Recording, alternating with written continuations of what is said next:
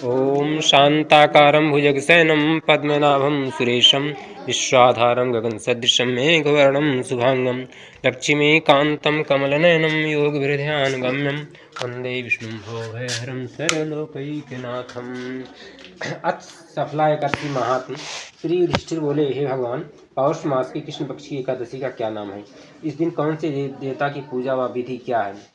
यह सब समझाइए। श्री कृष्ण भगवान बोले, हे राजन, मैं आपके प्रश्नों का उत्तर देता हूँ। दान देने वाले की अपेक्षा मैं व्रत करने वाले से प्रसन्न हूँ।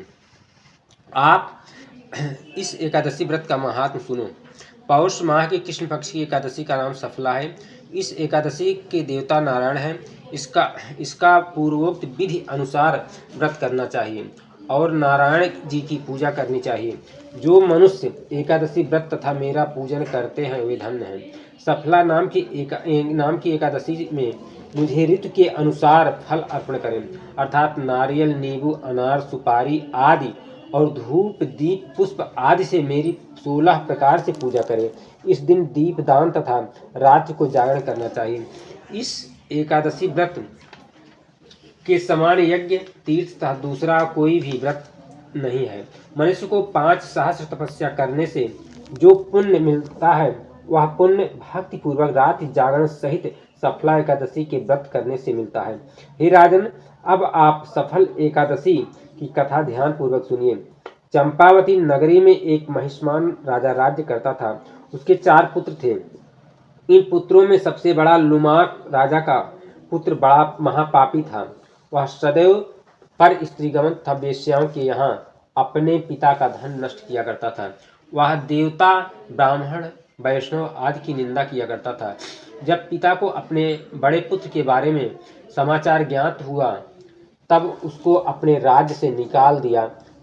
जब लुम्पक सबके द्वारा त्याग दिया गया तब वह विचारने लगा कि अब मैं क्या करूं, कहाँ जाऊं।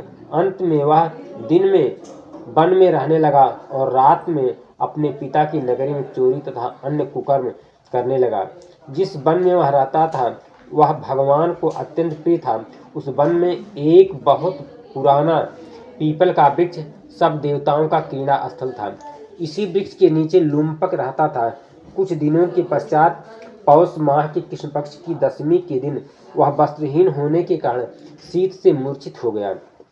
रात्रि को न सो सका और उसके हाथ पैर अकड़ गए। उसे दिन व रात्रि बड़ी कठिनता से बीती, परंतु सूर्य नारायण के उदय होने पर भी उसकी मूर्छा न गई। सफला एकादशी के मध्याह्न तक वह दुराचारी मूर्छित ही पड़ा रहा। जब सूर्य की गर्मी से उसे होश आया तो वह अपने स्थान से उठकर वन से भोजन की खोज में चल पड़ा। उस दिन वह जीवों को मारने में असमर्थ था, इसलिए जमीन पर गिरे हुए फलों को लेकर पीपल के वृक्ष के नीचे आया। जब सूर्य भगवान अस्ताचल को प्रस्थान कर गए तब फलों को पीपल की जड़ के पास रख कहने लगा कि हे भगवान, इन फलों से आप ही तृप्त हुए। ऐसा कहकर वह रोने लगा और रात्रि को उसे नींद न आई। इस महापापी के व्रत तथा रात्रि जागरण से भगवान अत्यंत प्रसन्न हुए और उसके समस्त पाप नष्ट हो गए। प्रातः ही एक दिव्य घोड़ा अनेकों सुंदर वस्तुओं से सजा उसके सामने आ खड़ा हो गया और आकाशवाणी हुई, हे राजपुत्र, भगवान नारायण के प्रभाव से तेरे समस्त पाप नष्ट हो गए हैं।